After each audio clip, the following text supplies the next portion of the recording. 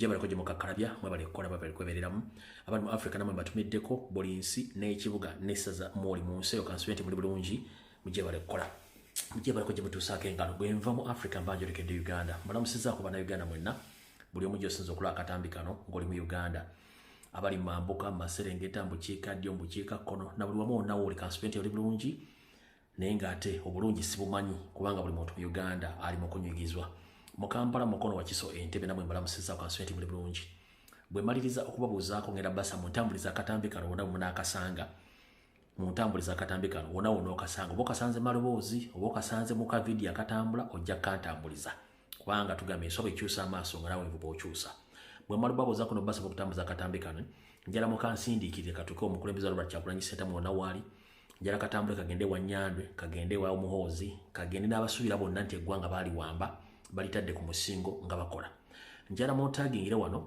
abakulembeze wa National Platform bendo lya Bulaaya nabo mbeetaaga wano then bwe tumala awo tuleka tusimbula ngenda kuyisa obulango bubiri ogenda kubeera bubiri bwokka obulango bugenda kubeera busatu then tuleka tusimbula video eyatuleese alright akalanga kasooka kasoma nti Swiss Nup chapter demonstration People Power National Platform Swiss chapter bakutegeeza nti bataddeyo okwekalakaasa ngena kuza mwezi 18 na kurencha ku ssaawa 7 mpaka ssaawa 9 ez'eggwanga erya Buswizi bakutegeezezza nti Ugandans reject the 2026 election results. Bobi Wine was the legitimate winner. Don't miss His Excellency Robert Kyagulanyi Ssentamu speech at the Geneva Human Rights Summit. Ibakugamba na abali mu Europe, please mugezeko kubanga gye muri bulungi nnyo mu kwekalakaasa kuno okugenda okubeerayo kweko okugenda kubeera mu ggwanga lya Swizi mwena mbeereyo mbungi bana Uganda abasobola okubeerayo. Ibakugamba tuukirira bekikwatako okuba nti bakutegeeza engeri y'okwetaba mu kwekalakaasa kuno. Kankadde mu luzungu kasombowe kati Nup Swiss chapter demonstration People Power Our Power National Platform. Police the Nations FVDERA Prix 8/14 1211 Geneva nga 18 February 2026 ssaawa 7 mpaka ssaawa 9 ez'eggwanga lya Swidi bakugamba mbere mbungi ako kawere katugende kokubiri akokubiri kasoma National Platform People Power UK demonstration National Platform UK People Power demonstration at BBC Broadcasting House Portland Paris London W1AA Friday 27th of February 2026 time from 11 a.m. up to 17 p.m. UK time. Bakutegeeza ash free all political prisoners in Uganda, ash sanctions of human rights abusers. For more information, please contact the official organizer of this demonstration. Their official email address. It is official UK People Power at gmail.com or +44 7597736065 for more information. Keko akalango akabakulembeze ba National Platform gwanga yabongeza bakutegeeza nti mbereyo mbungi nnyo musobole okubanga mubugiriza okwekalakaasa kuno twagala BBC esobole okubanga eyisaawo omulanga gwaffe nga bulijjo ogw'okukola ki ogw'okuba nti ewuliriza amaloboozi ga Uganda. Kano ke kalanga kasemba tugende ku nkola ey'okubiri. Alright. Family y'omugenzi Sulaiman Ssempijja oba gwe tuyita Sulatex ebategeeza family y'omugenzi Sulaiman Ssempijja oba gwe tuyita Sulatex nga mukwano gwa phone era abadde wangali abongereza ali yamujjula yevudde katono. Family abaluganda bakone emikono bategeeza nti eno yenteekateeka nga bweyimiridde okulaba nti omulambo gw'omugenzi gusabirwa ate guddizibwe ku butaka obwabwobwe. Bakutegeeza nti omugenzi Sulatex ajja kuweebwa ekirabo ajja kuweebwa okusabibwa ajja kusabibwa oba ajja kusaalirwa ku special funeral prayer events for our late self. Kale kankadde bulungi nga kalina okubeera. Greetings, good evening, people. We invite you for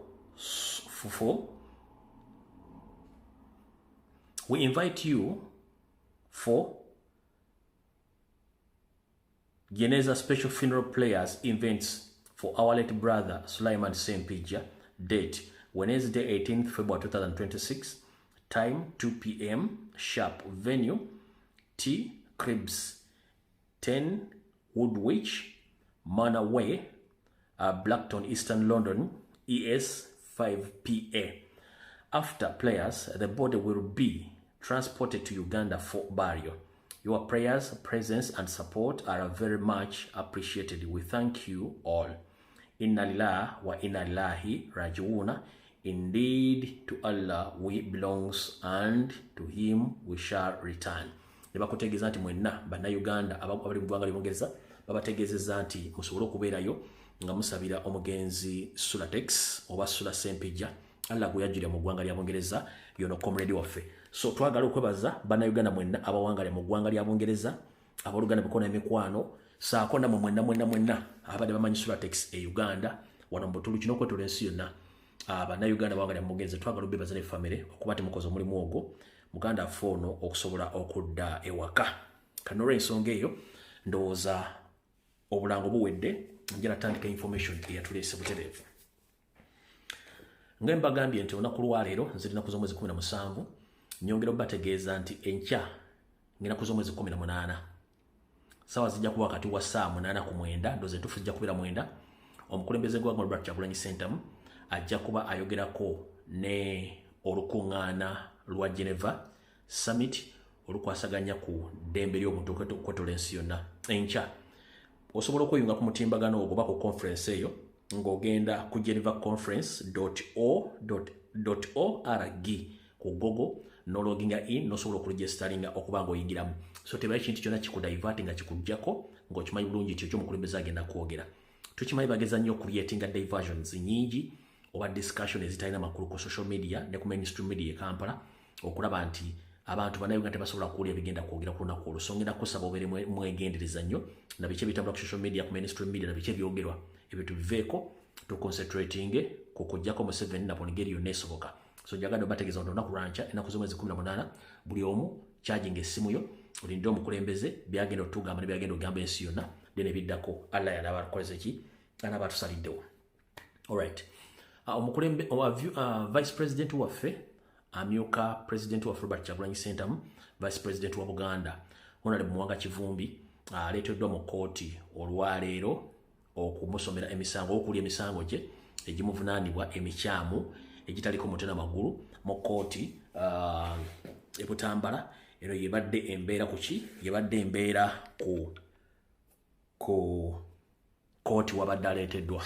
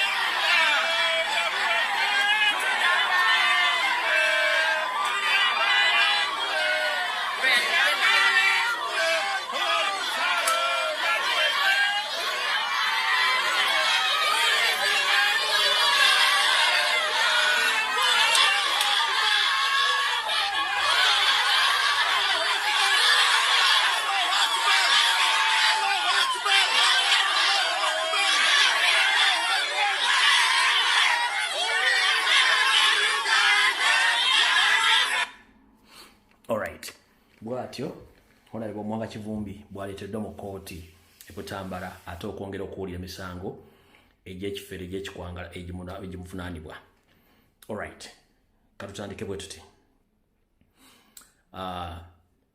Museveni ne banne bakyagenda mu maaso okunoonya omukulembeze wa Robert Kyagulanyi Ssentamu wonna waali newankubadde basindika ba propagandalist baabwe ku TV, ku radio ne ku social media okwogera ebikikinike ne Bernard Underground bakyagenda mu maaso okumunoonya.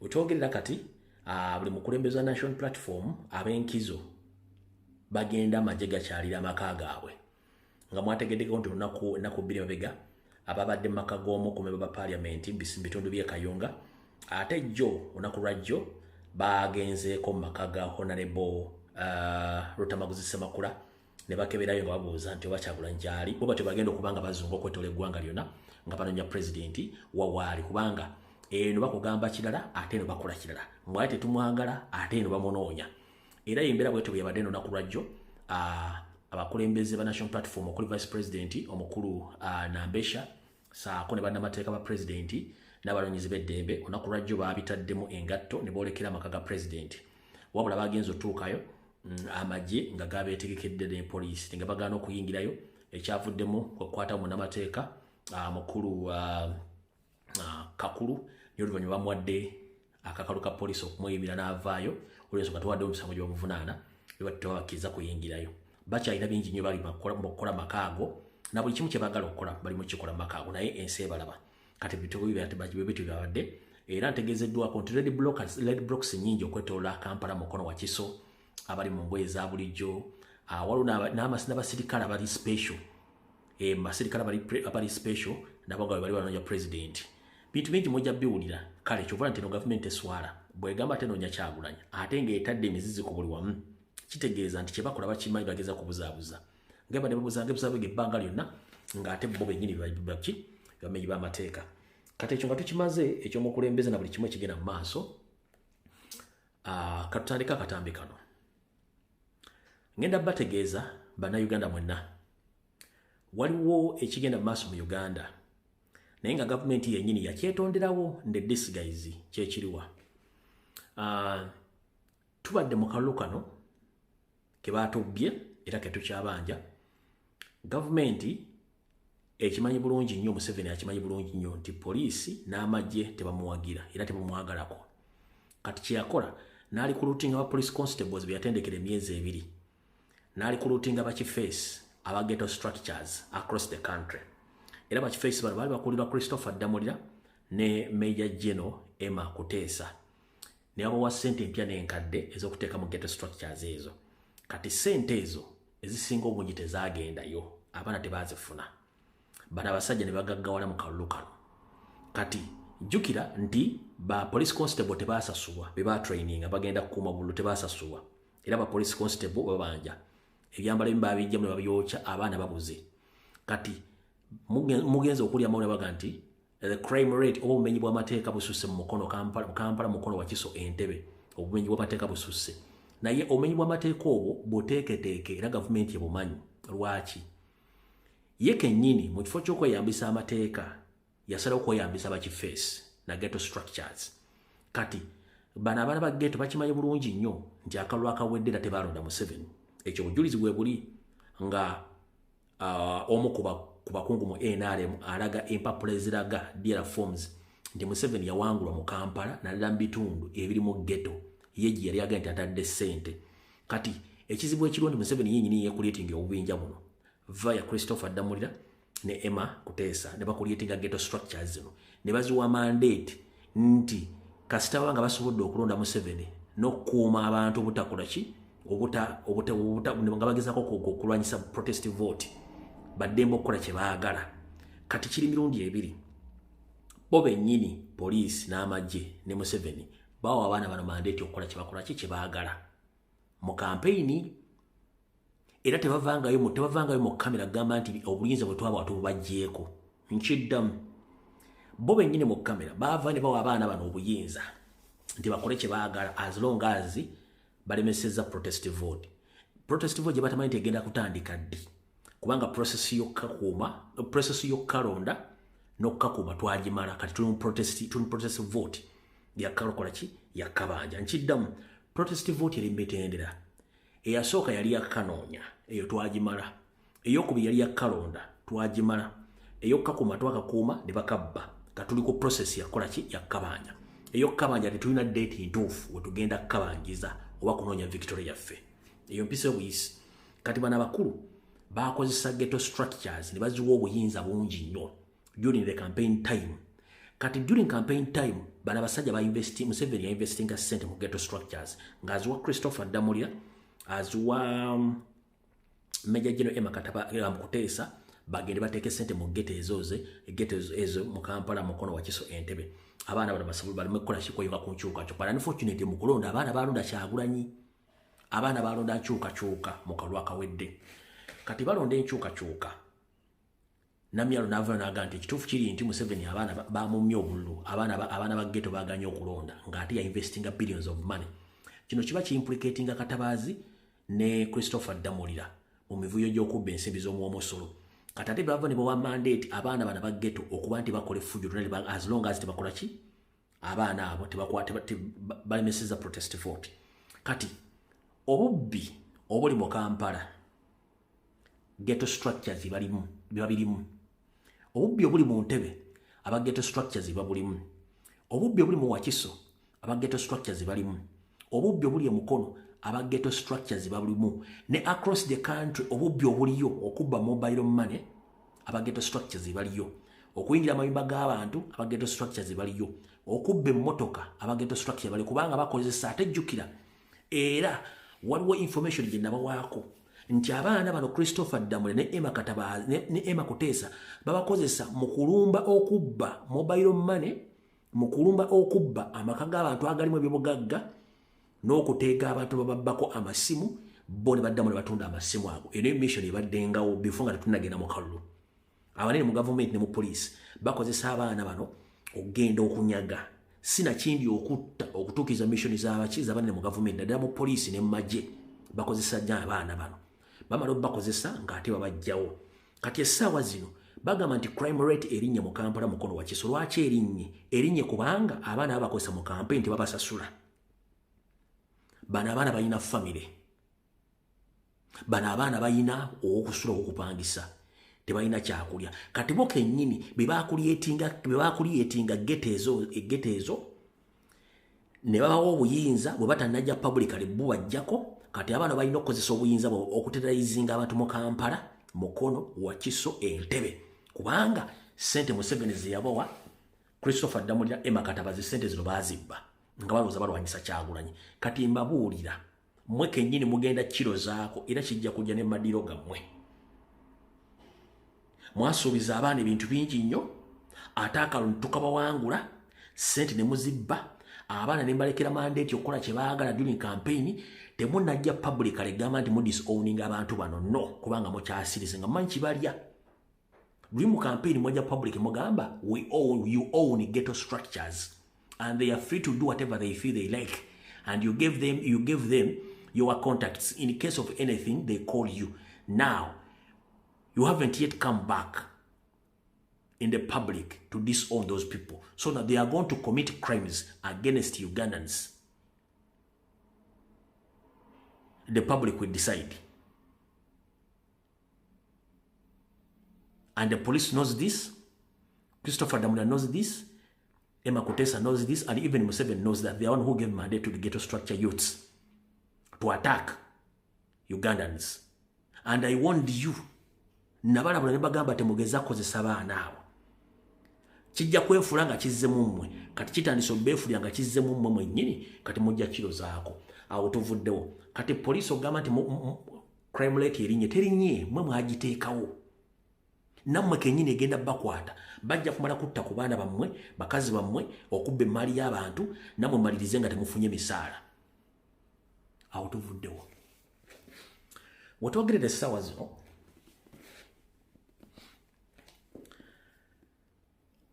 nfunye message ezisukka 205 okuva wiiki ewedde naye nga nkyasirise. Ntegezeddwako nti ba presiding officer bonna abali mu kubba akalulu ka Museveni, bonna Electoral Commission eganye basasula ssente zaabwe. Ba presiding officer abali mu kubba akalulu ka Museveni, amakubba akalulu ka Kyagulanyi, nga bakasuusa bakateeka bakafuula ka Museveni bonna electoral commission eganya obbasasula era bo very soon bayinza okutandika okuta details oba DRF form eziraga ebituufu byali mu kulonda okwo kansooke nkulage wano mayinza byange byogera nga nkuwadde n'obujulizi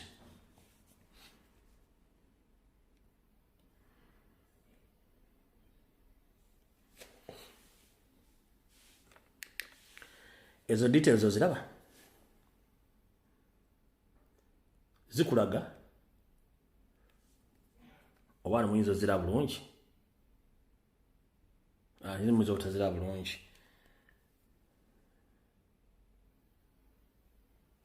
kati kankusomere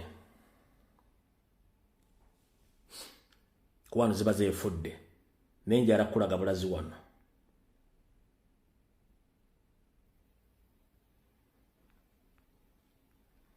nti wano Museveni yafuna 5.5 owulira Museveni yafuna 5.5 ono Kyagulanyi Ssentamu n'afuna 154 owulira kati zino DRF form bo bennyini ze baakyusanga ne baddira eza Kyagulanyi ze basoma mu za Museveni ne baddira eza Museveni ze basoma mu Kyagulanyi bakakola bwe kati Simon Mugeyi be bakamambera ejo ne ba presiding officer ne ba district returning officer baddiranga Kyagulanyi waafunye ebina bibawa Museveni waafunye ana bwe bawa Kyagulanyi all over the country kyobola nti ne Honorable Kanti yabagambye nti twagala DRF forms across the country mutulage gye mwajja results tebazirina bakati bana abaana bazana information laga nti Kyagulanyi yawangula wabula bali basubiziddwa ssente okuba nti bakulya Museveni ne Museveni aganya obbasasula ng'ate results ziraga nti Kyagulanyi yawangula kati mujja kiwulira kati mbadde nkyabagamba ba presiding officer ababbira Museveni akallo babanja Museveni tannabasasula electoral commission nabasasula ba polling agents bonna across the country ababbira ba polling agents bonna ne ba polling assistants ne ba polling constables bonna tebannasasulwa ssente kyokka electoral commission yafulumya budget y'okusasula abantu bano baganya obbasasula era bigenda okujja mu maaso mugenda biraba kubanga bano abantu bali willing okuexposinga Museveni olw'ensonga nti ne Honorable Kanti yagambye twetaaga results entuufu ezaava mu kulonda kati mbategeezezzaako ba presiding officer babanja ba polling assistants babanja ba polling constables babanja kyokka bano babbira Museveni obululu nga bakyusa results zaani za Kyagulanyi kati mutegedde bulungi nnyo kati yensonga lwaki information efulowinga olw'ensonga nti bano bali mu kutya tebamanyi kigenda kuddako nga na wano Honorable Kanti yagambye bw'ati oluvannyuma akakiiko ebyokulonda okulangira eyawangula akalulu ku kifo ky'obwa pulezidenti ngina ku omwezi 17 omwezi oguwedde kati leero Kanti Rogers ono nga muntu wa bulijjo avuddeyo okuteekayo okusaba kwe eri akakiiko ebyokulonda yamulugunya ku mbalamu y'akalulu gye baakabalabamu kyagambye nti bubaayira omuwendo gw'abantu bwe baabala abalonda awamu n'obululu bwe baabala tebyenkanankana ekindeese kirabika ensi twagisuulirira akalulu akawedde mu kalabye kabadde tekaliyo okuleta petition eno nga nsaba akalulu kano tekaali kabwenkanya n'omukulu omu wetwogerera kati tanalabika tebamanyite gyali ensi mwe tuli kati erabika si yaffe akalulu kano bakatadde mu gazeeti nga kalaga details ze bayitamu okufuna obululu emitwalo miliyoni 7 mu mitwalo 9 mu mukaaga n'olusanvu ensanvu kali mu gazeeti ya Uganda bano bye ba pulezidenti obalaba bali ku gazeeti kati amazima g'ennoonya nga ajja wano omukulu ne musaba bwe tuba tugenda kola edit ey'akalulu agatte ebintu bino nyambaako wano agatte ebintu bino atuwe declaration forms eza Uganda yonna mwe baava okufuna ku kalulu kano yene baluwa esaba naye mu kusaba kwayo emabega ntaddeyo gazeeti eyo kubanga gazeeti ge mazima ge mutaddeyo kati nga tonatuuka ku mazima gano wayiseewa sikiwanga abantu bano balonze miliyoni 7 zalonze Museveni kati ate bogata miliyoni 2 zino zonna akalulu kano n'omala okagatta toto gye kaleeta si abana Uganda balonda kiba kiraga batukyaye ensi yaffe Loojo kwemulugunya kwe akulese ku kitibu ky'akakikwebe kulonda mu Kampala ku 7 Street kwasiza kanso George William alinyo era ng'agamba akumi ennaku 14 ezitambikwa mu ssemateeka okusaleka kwatadde okwemulugunya kwe kuddibwemu agamba nti ye ayagala bamulage enkola gye bakozesaamu kubanga bino bye bakola byakukyaya abantu ensi yaabwe ng'enkola eno gye bakola yagali bingali kyagambye nti yewadde bannayuganda bangi bayitamu ensi yaabwe okuvaayo yetagenda kugikyawa kuba munnayuganda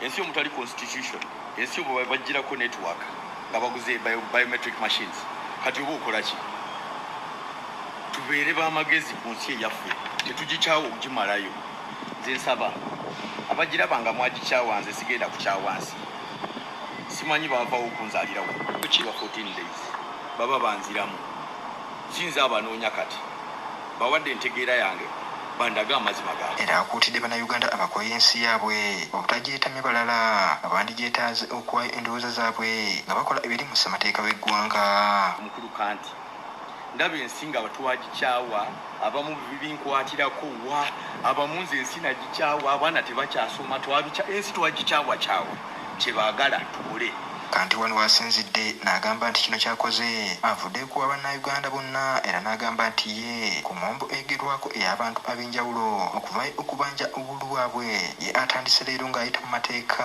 galambikibwa mu ssemateeka w'eggwanga etandise leero kabanje etandise leero this is the true kabanje I've written to the EC I need the audit Kenneth Mirimu TV ndowooza otegedde naye akulaga wali mu declaration forms oba mu gazeti byabakama oya gazeti ngira Museveni bw'obala obululu bwonna tebukwatagana percentage byabakama gyakola ki gye yalangirira kitegeeza nti byabakama ye waakulabisibwa mpaka kuwulira bubi kati awo bwe tumala okuvaawo nga mumaze otegeerawo njala tugende wano kamala okukendeeza ku bintu ebiri muno njala tuveewo wano tugende ku nsonga endala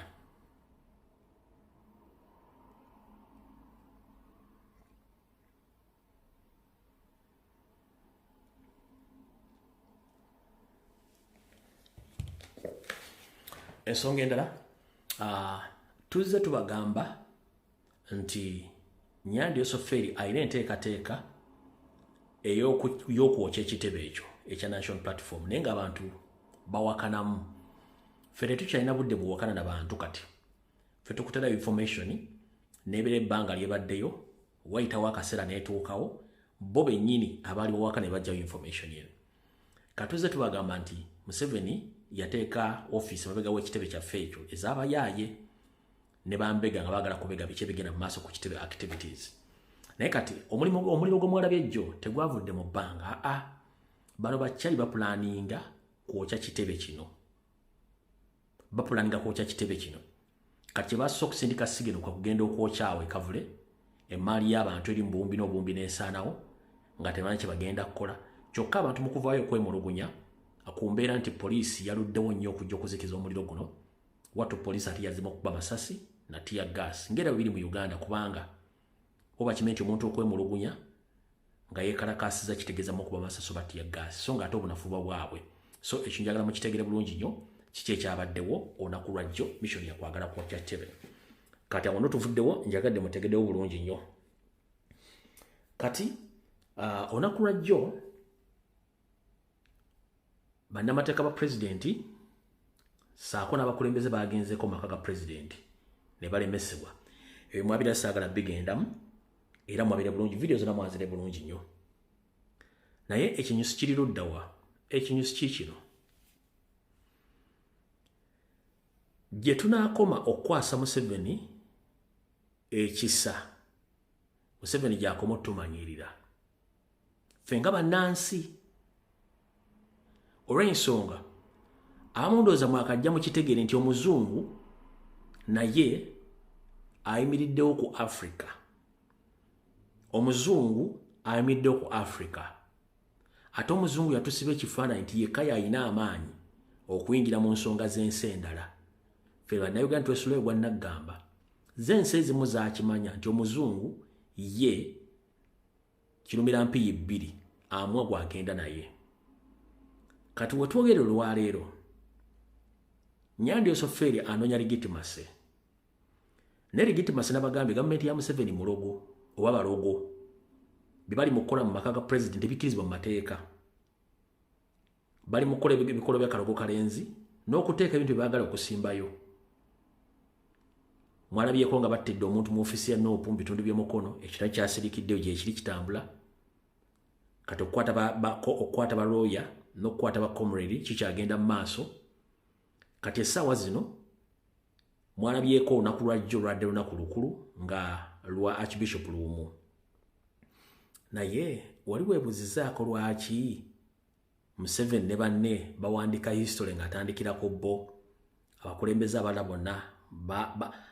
abala bonna tebaboogerako nga ne first president wa Uganda Sir Edward Muteesa tebamutera lunaku lwakumujjukira kyokka ng'ensi zonna omukulembeze yonna eyasooka mu nsi eyo baamutera lunaku lw'omuselebratinga. Kati ye najja n'akutera lunaku lwa Jonani Luumu olw'okuba nti akimanyi ye kennyini yali involved mu kutta Jonani Luumu.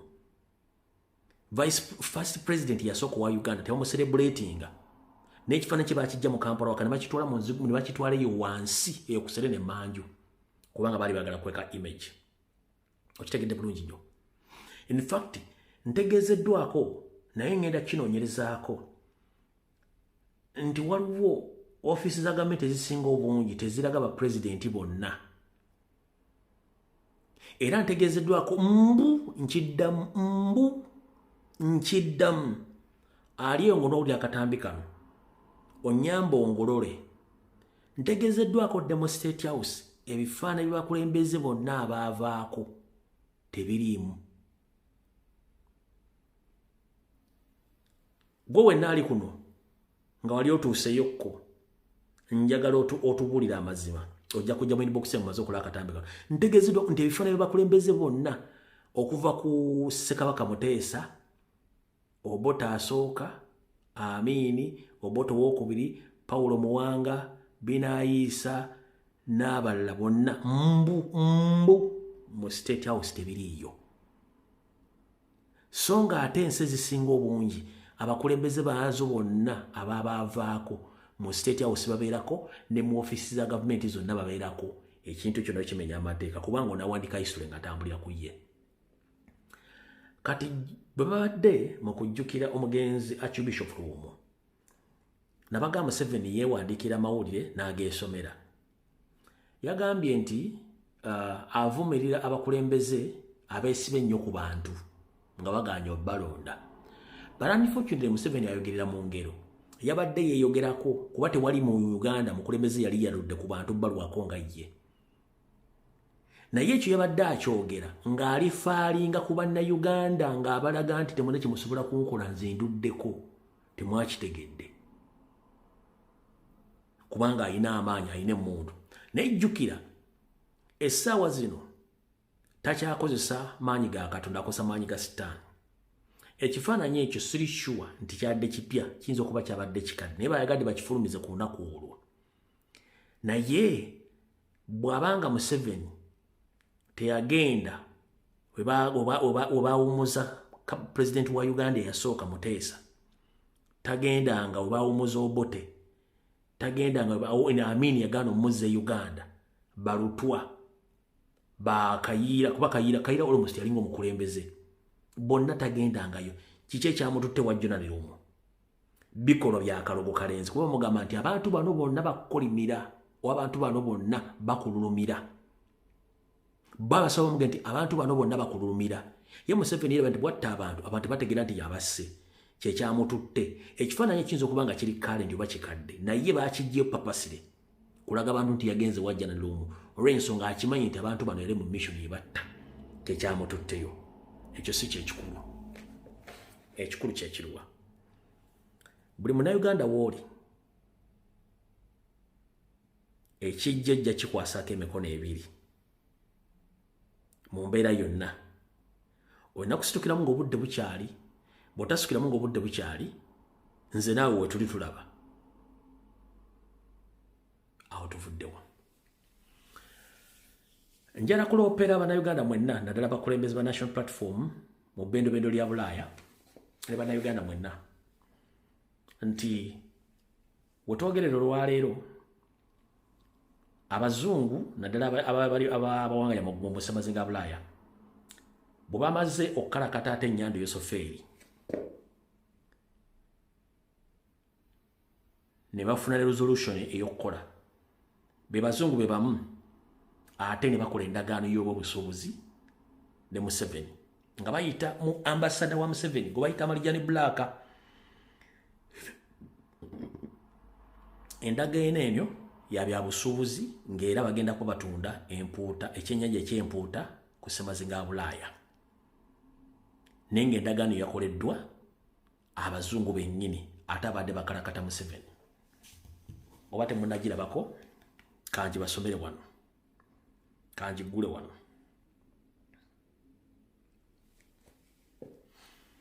endagaano eno ogiraba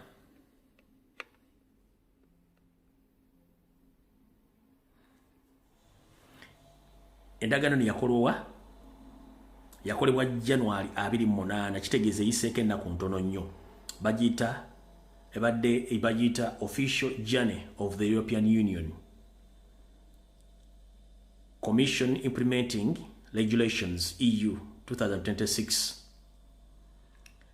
esoma bweti amending the implementation regulations of EU as regards the list of the third countries or regions thereof authorized for the entry into the union consignments of certain animals and goods intended for human consumption in accordance with the regulations of EU 2017/625 of European Parliament and of the Council. Text with EEA relevance. Kati endagaano bweti bwesoma. Ogiraba endagaano bweti bwesoma ya European Union. Ogiraba ngenda jja uploadinga njibateereyo. Kati mu nsi ze bawadde okusuubulagana nazo kamba somero kano akasembayo mu nsi ze bawadde okusuubulagana nazo kyokka yakamalo ganti etudde ate nekola endagaano ani n'ennyandwe wansi wano kamba somere 3 in Annex V1 the title is replaced of the following: list of the third world countries authorized for entry into unions consignments of fresh meat of wild land animals other than unregulated and not containing offals and consignments of meat, preparations of wild land animals and other than, and leather or other than, and rather than, and grits and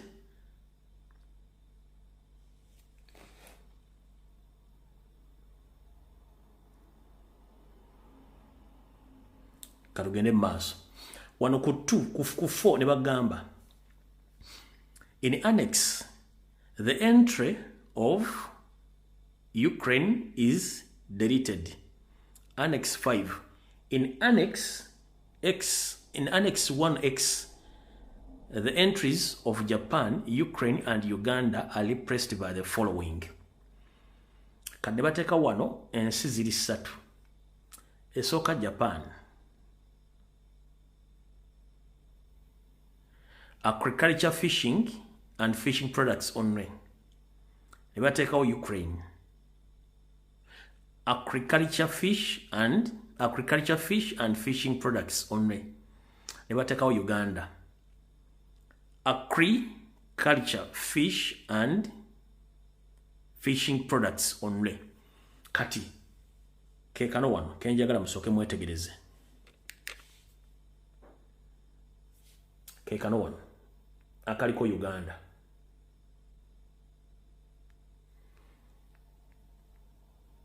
Uganda yiyo wansi. Lwakuba mwaga nti wane simu yembate mujira ninja arankulaga ekigambo Uganda. Okiraba? Ogiraba bulungi nnyo?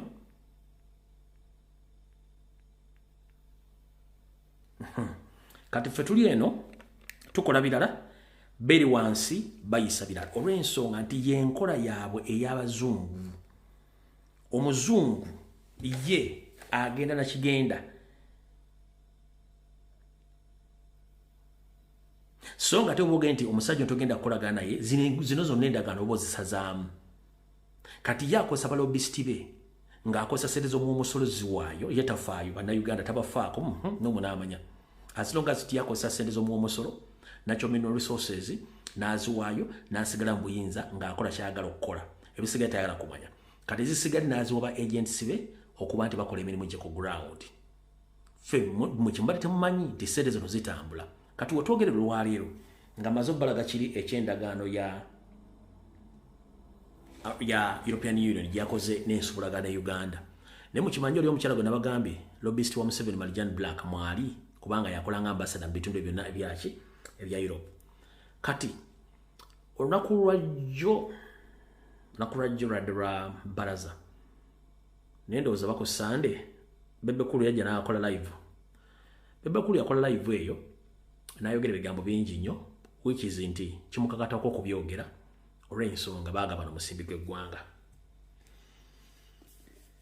Essaawa zino abasomesa si basasule, abasirikale si basasule, malwaliro teri ddagala, abaali mu byokulonda tebabasasulanga, bamagye si basasule, abakozi ba gavumenti si basasule, wabula Museveni yakwata ssente n'aziwa abasajja n'abakazi bazeejovaniremu. Kati ekyakomezza Bebe Cool okujja okwogera ebigambo ebyo nabanyonyodde mu video gye nakoze ejjo nti omwami oyo alina personal vendetta ne president which nti ate president awo yavaawo naye katono okuba nti baalya ssente balina okujja okwogera wano. Bebe Cool ogenda okumaliriza akalulu kano yasasulwa billions 3 hard cash billions 3 eza Uganda. Yafuna obuwumbi 3 bawo bamusasudde obuwumbi 3. Bakuzire ezaali ezaddeire ze yafunanga ng'agenze mu campaign yafunya billions 3 hard cash. Catherine Kusaasira n'afuna 1.5 billion Ugandan shillings hard cash n'agulako n'apartment. Era amaze okugula apartment zino n'alijja n'agenda n'ebweru okulya ku ssente ze yagenze kuwumula Catherine Kusaasira. Kati bano babajjo Babitex ne baani bola ku social media baagabana billions 10 era ze zibatabudde ogamba nti bagenda simeba nkuleka emisango biki sente bazirya. Kati abamu bava kubeera ba promoter kati ba radio presenter ba critique era ba defender ba Museveni oluvannyuma lw'okugabana billions 10 unokuliko bajjo Babitex bola ba promoter mumanyi sente bazifuna okuva wasali musale saako ba YouTuber ba radio presenters omalabide ne muyanga lutayanga naye akomyewo akalubo kamu kuba naawo nga nayika madinisa ne bamukomezawo n'abala bagenda kujja naye nga sente zino bazikola ki bawadde sente zino to legitimize n'okwongera okuvumbirira Robert Kyagulanyi Ssentamu National Platform babuuze ate mwawangula akalulu mufaaki n'ensi nga muga mwawangula akalulu kubanga Museveni anoonya legitimacy both local ne ku international level. Kati ku local level sente yaziwa babbi abatalina influence bonga nti Bebe Cool omwa billions 3 Catherine Kusaasira n'omwa 1.5 n'agenda n'agulako n'apartment n'abuuka kati yagenze buli yakulya ku ssente n'odda bano babajjo Babitex bano bwa 10 billions bazigabane ani bazigabana bwe batandise okwesika amatayi kitegeeza nti bano abasajja ssente zaffe z'eggwanga bazikoze mu nkola ey'ekyenonere nga batadde eggwanga mu ntata. Kati awo tuvuddewo mutegeddewo ensonga eyo bulungi nnyo.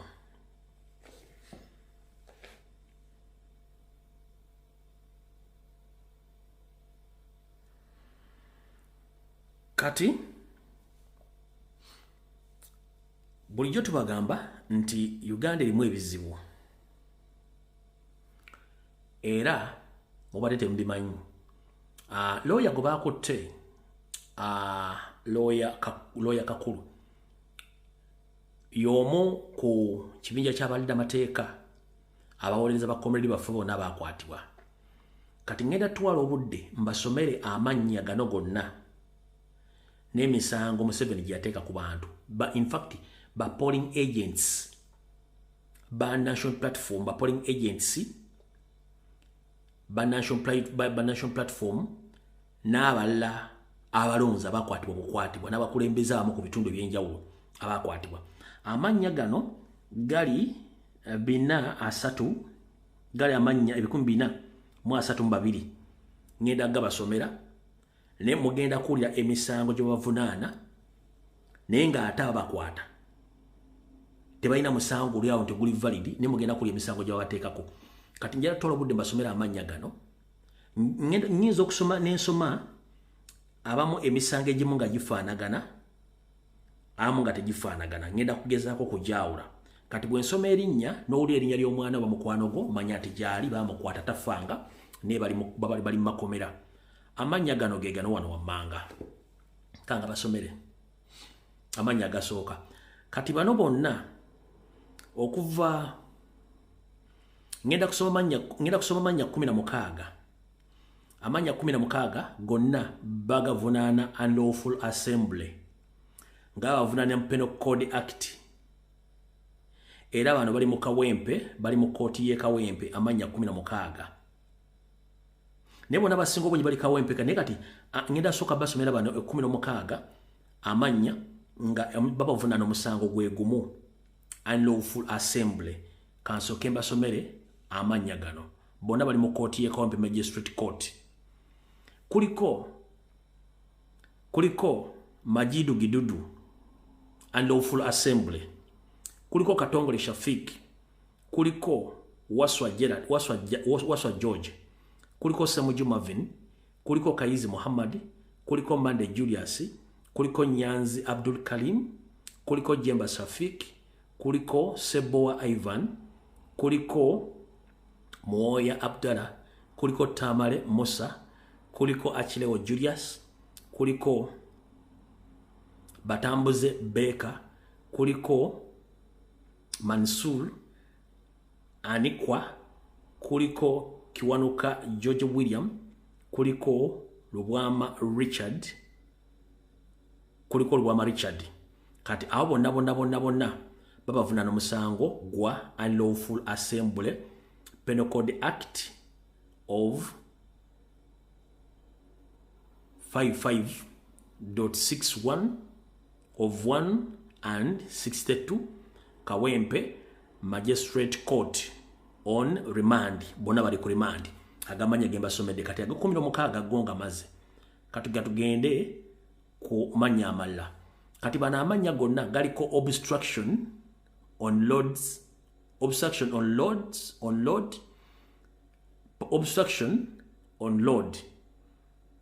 nuisance on load. Olira emisango ganamanya agengede soma gali ku misango kumalo kugyetegereza wano. Obstruction on load bali ngenda kusoma manyago ne obstruction on load bali 1 2 3 4 5 6 7 8 9 bali 9. Kati omusango bavuna bagwita obstruction on load, nuisance on load, Load Act je musango bavunana. Kati bano kuliko Akatujuna Dickson, kuliko Dahabaguma Yusuf, kuliko Kayondo Michael, kuliko Mugamba Philip, kuliko Akakwasa Philemon, kuliko Nasasra Junior, kuliko Mulindwa Emmanuel, kuliko Mbilu Ryan, kuliko Wateka Hassan. Abo bibali ku misango ejo. Kati kuliko emisango egiddako giriko incitement to violence, nuisance on public Lord bona bali Kawempe. Kuliko Niwamanya Charles, Katimbo Amisi, Musubire Johnny, Semuju Medi, Mugisha Henry, Yega Richard, Sempagama Isma, kuliko Atrinda Alex, kuliko Chibirige Musa, Muchiga Isma, kuliko Kanabi Noah, kuliko Adupa Richard, kuliko Wamala Umal, kuliko Kagwa Livingstone, kuliko Kasuja Imran, kuliko Kasirie Umal, kuliko Kasule Amil, kuliko Kiyuka Maruf, kuliko Murama Medi, kuliko Muonge Kalaudia kuli kati abo bibali ku misango ja inciting to violence and obstruction jikoma kumulamwa Medi kati kwa waliwo unlawful assembly. Unlawful assembly kamba somere kuliko Muonge unlawful assembly atandikira ku Muonge Kalaudia, kuliko Omulonyi Douglas, kuliko Kamuhangire Karebu, kuliko Mukwaya Ramadhan, kuliko Lukwago Saulo, kuliko Kalisa Ronald, kuliko Niwaheza Jordan, kuliko Kasambira Kasimu, kuliko Chaze Daniel, kuliko Kizura Godfrey, kuliko Kakande Michael, kuliko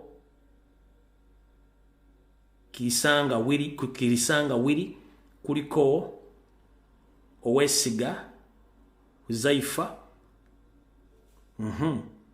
Kati unlawful assembly ekoma ku Kizura Godfrey. Kane tuddako obstruction of police roads, obstruction of a public road. Obstruction of public roads kuliko Kakande Michael, Kirisanga Wire, Owesije Zaifa, kuliko Obanda Livingstone, kuliko Kiniri Akram, kuliko Mare Ibla, kuliko Mayanja Luke, kuliko Sembusi Sulaiman, kuliko Ampire Joseph Sekate, kuliko Kamia Hakim, kuliko Kulabilako Abedi. Kati jeje misango kati awali nkaaga mu batano.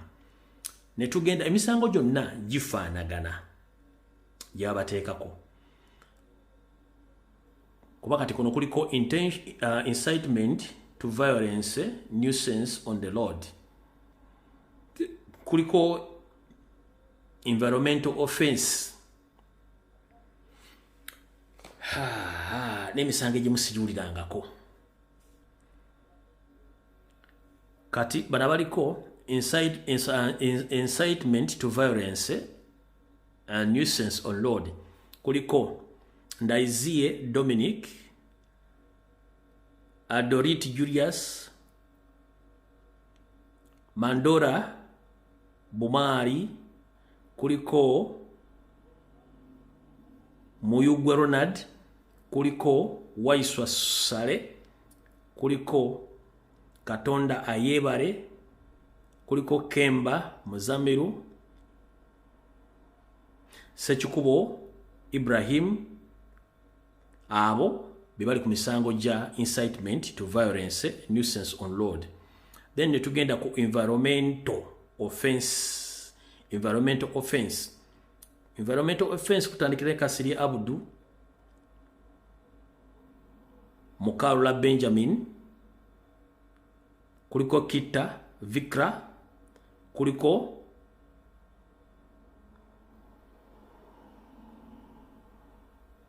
Segumaka Ronald, kuliko Senyonjo Juma, kuliko Serwada Fahadi, kuliko Semwezi Martin, kuliko Bukenya David, kuliko Karyesubula Lani, kuliko Serugo Bashiri. Awe bali ku incitement no bebali bakatabana byokusoma bali ku incitement of violence. Ne tugenda ku obstruction of officers on duty. Kuliko Sematimba Kasim, kuliko Matende Bashir, kuliko Sebabinga Ronald, kuliko Nyanzi Shadia. Bali ku obstruction of officers on duty. Kati kuliko common nuisance kuliko abantu bana. Common nuisance kuliko Buwembo Habibu, kuliko Batabari Radi Lubwama, kuliko Nakakembo Josephine. Then unlawful possession of election documents bebano wano Wamanga. Kikadde Yubu, Matovu Alex, Nsega Richard, Otim Cristiano, kuliko Chagaba Alex, Kagoro Rodin, Lajara Daniela, kuliko Seremba Jalo, kuliko Nantume Irene, kuliko Senyonga Henry, bo mubasangi unlawful possession of election documents. Bakati kuliko possession of narcotics drug.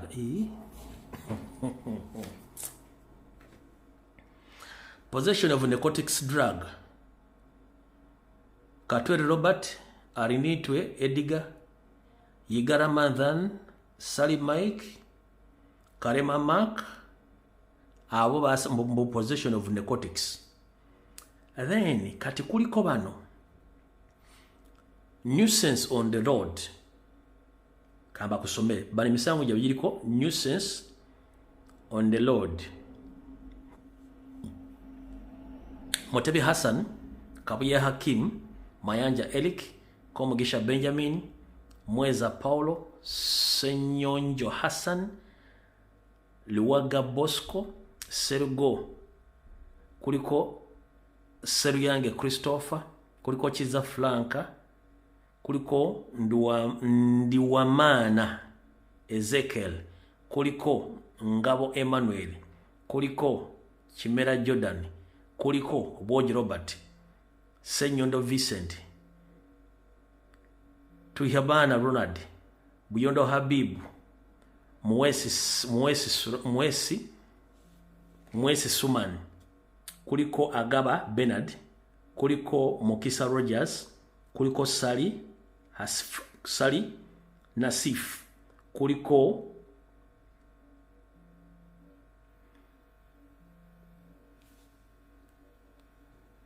Komyewaye.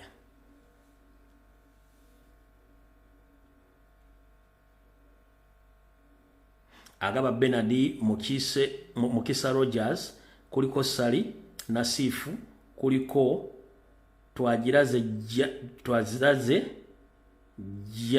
Twaziraze John Mary, kuliko Chigundu Jackson, kuliko Byamukama Peter, kuliko Makoma Twaha, kuliko Kamoga Dennis, kuliko Masiko Robert. Bano banavuna emisango ja nuisance on road. And then wano waliwo emisango, waliwo no bamuvuna na musango gwa Terrorism and Anti-Terrorism Act. Mwanga Kivumbi.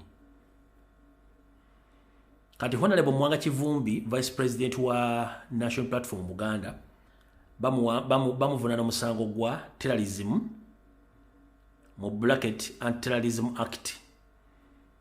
Then kati bana basigadde wano wansi bengenda okusomera bavunana taking part in unlawful assembly. Nakanwaji Annette, Nakalwe Robina, Nasazi Joan,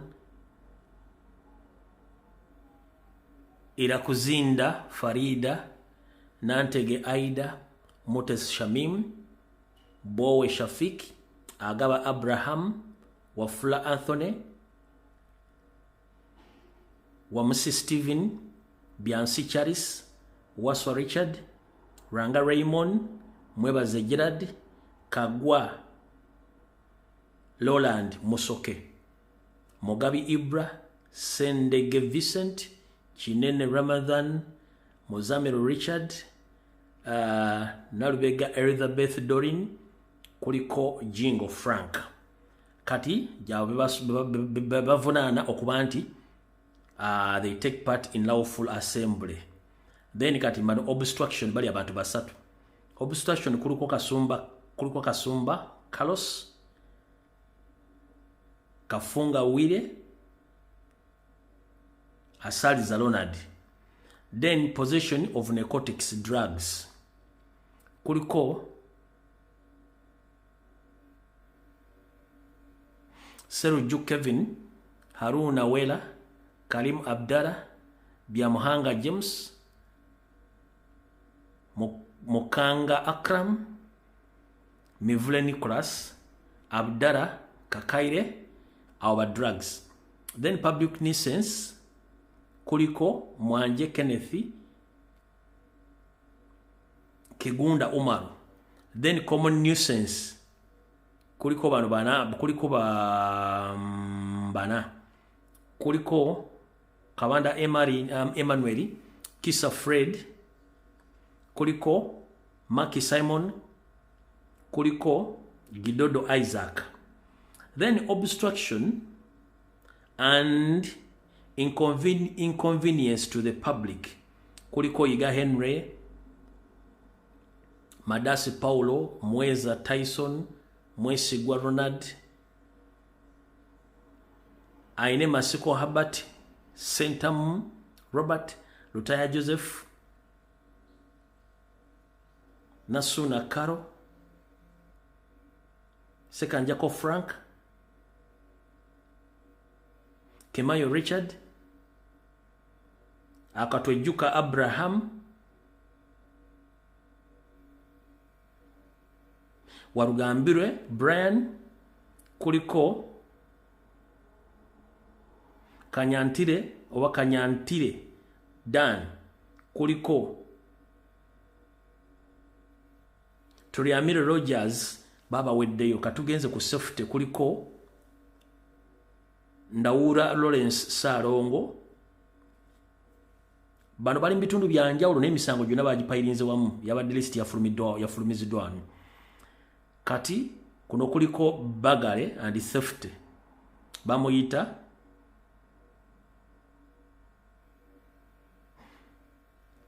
Ninzaimana Joseph.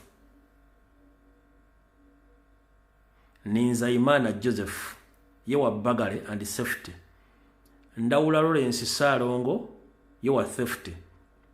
Can unlawful assembly and riot. Kuliko Kiwana Jim, Kaoya David, kuliko Tulinabo Kenneth,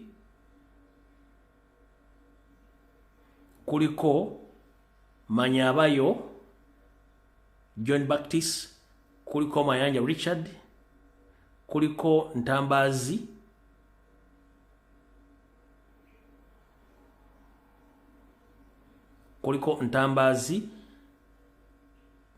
kuliko Nakazibwe Josephine, kuliko Luboera Hamani, kuliko Bukenya Sulaiman, kuliko Simbwa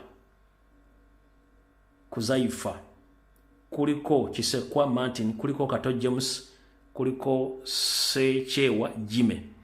Sechewa Jime ya assembly ne unlawful assembly and riot destroying the Lord.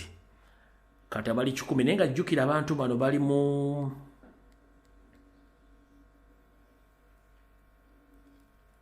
bali 232 abantu abakwatibwa ku lunaku mu nnaku zonna ez'akalulu bona bateeka emisango tegitegereka. In fact bw'osoma emisango gino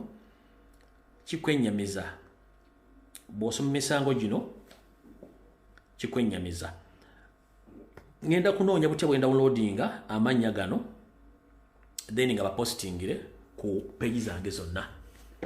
kata wetutuuse nti wakyali emisango gy'ovunana bannayuganda okujjako bateekako emisango bo gye baagala okusinziira ku kibaagala interest yaabwe bo ne bakola ekiddako awo Uganda weetuuse. Kati nga njala ofundikira akatambi kano tugende tukole ensonga endala. Njala bakubiriza omulanga bannayuganda yena gye muli.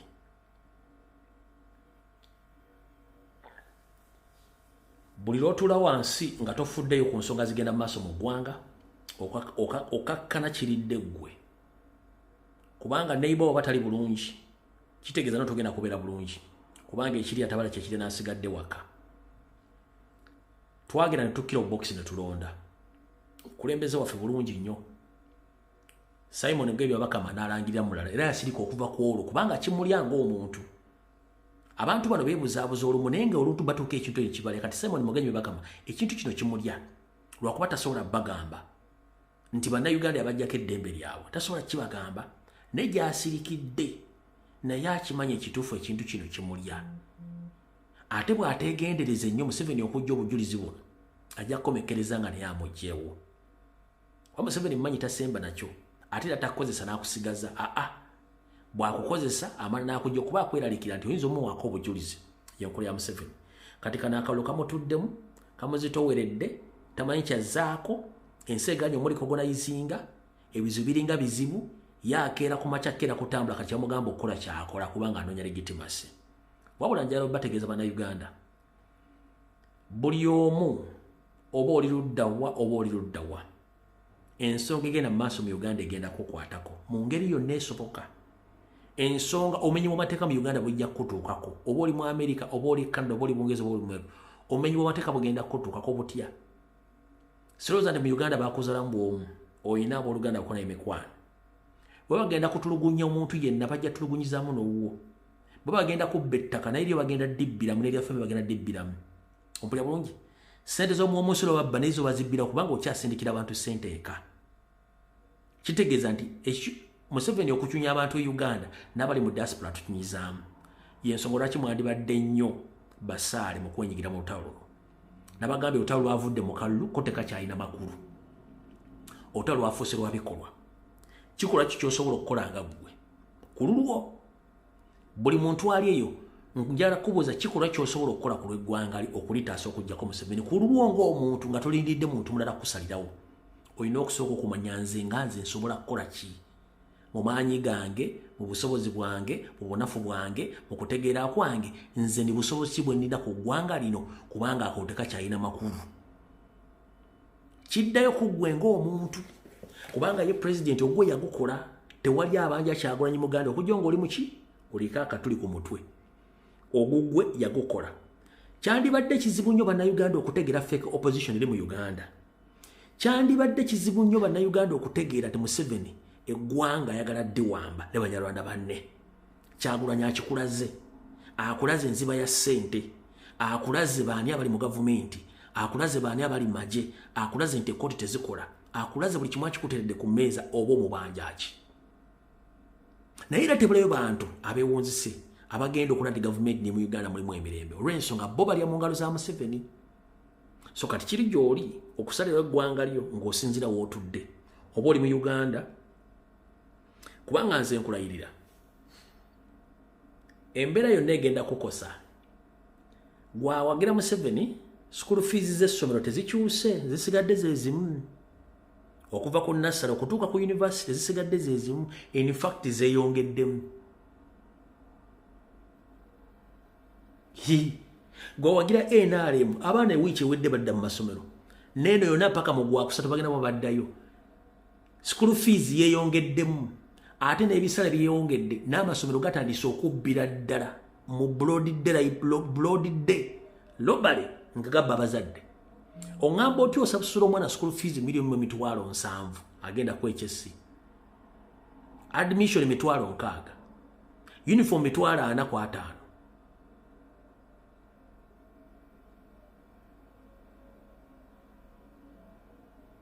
Kati ng'omuzadde oyo agenda kujjawa ssente ziwera miliyoni 4 ayingiza omwana oyo. Yesu bategenda kubuuza obadde owagira Museveni oba obadde owagira Kyagulanyi.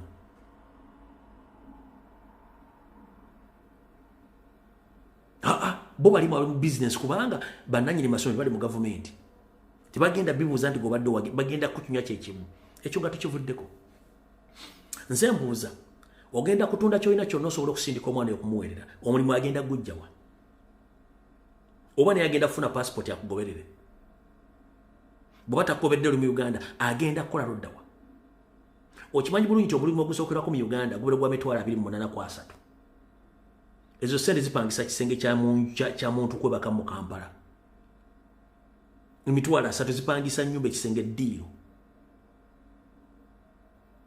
ate mu ntobazi so si mu executive wano gyandibadde gw'olaba omwana wo kusoma n'aba ng'omuteddemu ssente empitirivu ng'alina kusasula mitwalo 3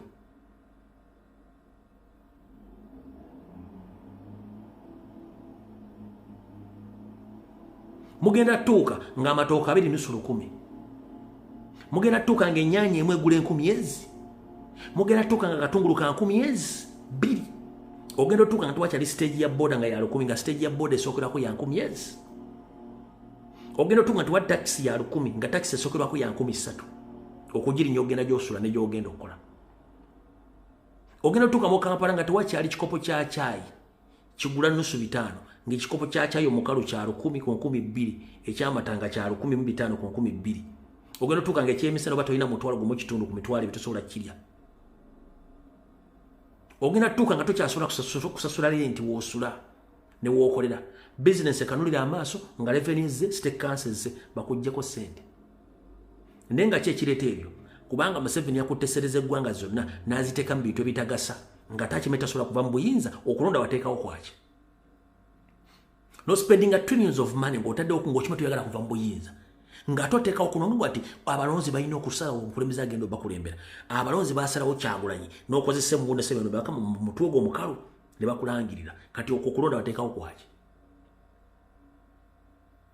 muganda wange gy'oli nkuga ebigambo bino byenjogera bigenda kutuukako ojja tuuka ng'omwana takyasobola genda kusoma nga ssente teziriiwo bizinensi ogikola ekutuulire nga tekyalina gyeraga bimuvuganye n'abali mu gavumenti bakola bizinensi zezimu namwe tebasasula misolo gw'osasula omusolo nga nekizimbe mwali ekizimbe mwoli naye mwatudde naye nga ye nanyini kizimbe yennyini gw'osuubula ne muganda we batudde awo gwe teweebuuzaako lwaki musuubula mu katale keekamu bwe mutuuka e Kampala bintu bituuka ku market bitundibwa ebbeeyi ya njawulo ekyo kitunda mutwalo ekyakitunda 4,000 waliwo enjawulo ya 6 yasooka okumazawo gwe n'osigala ng'okyatunda ebyo ne bikulemerera gwoleza maji batunda ku nguudo z'e Kampala evaluddawa eva mu ezo sitowa z'abasajja bali mu gavumenti kubanga bo bayingiza ebintu bya bwerere gwena kubeera mu dduuka